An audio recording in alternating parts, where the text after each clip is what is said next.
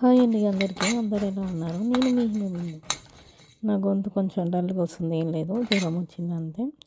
So ఈరోజు నేను పచ్చిమిర్చి పచ్చడి చేస్తున్నాను. ఎలా చేస్తానో చూపిస్తా. చూడండి, ముందుగా ఒక స్పూన్ జీలకర్రని మంచిగా వేయించుకున్న తర్వాత కొంచెం నూనె పోసుకొని మన కారానికి తగ్గని పచ్చిమిర్చి వేయించి మంచిగా వేసి ఆ నూనెలో వేయించుకోవాలి. తర్వాత కొంచెం చింతపండు నానబెట్టుకున్న. ఇప్పుడు మనం ఒక 3-4 వెల్లుల్లిపాయలు వేయించుకున్న జీలకర్ర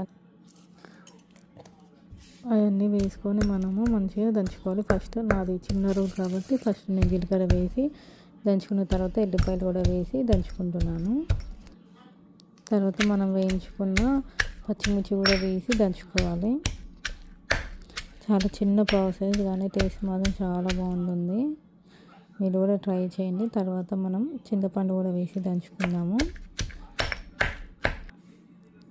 ఇలా మొత్తం జీలకర్ర ఎల్లిపాయలు ఇవన్నీ కూడా వేసుకొని మెత్తగా పేస్ట్ చేసుకోవాలి. కొంచెం ఉప్పు వేసుకోవాలి.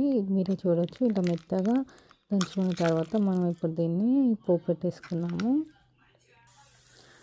ఒక స్పూన్ ఆయిల్ వేసుకొని అందులో పోపు గింజలు ఎండుమిర్చి ఏం వేయలేదు, పసుపు అండ్ కరివేపాకు అండి. సో నాకు కరివేపాకు లేదు, సో నేను వేయలేదు. మనం నూనె పెట్టుకుని పచ్చిమిర్చి పేస్ట్ వేసుకోవాలి.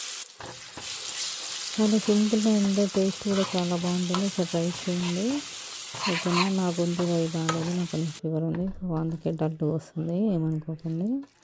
ఇప్పుడు నేను ఇది అన్నంలో కూడా తిని చూపిస్తాను. చాలా బాగుంది. మా హస్బెండ్కి చాలా ఇష్టమైన పచ్చడి ఇది.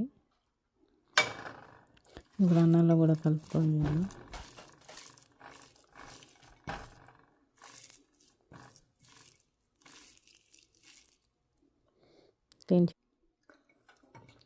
చెప్తాను. నేను ఇప్పుడు సూపర్ అంటే సూపర్ ఉందండి, చాలా బాగుంది.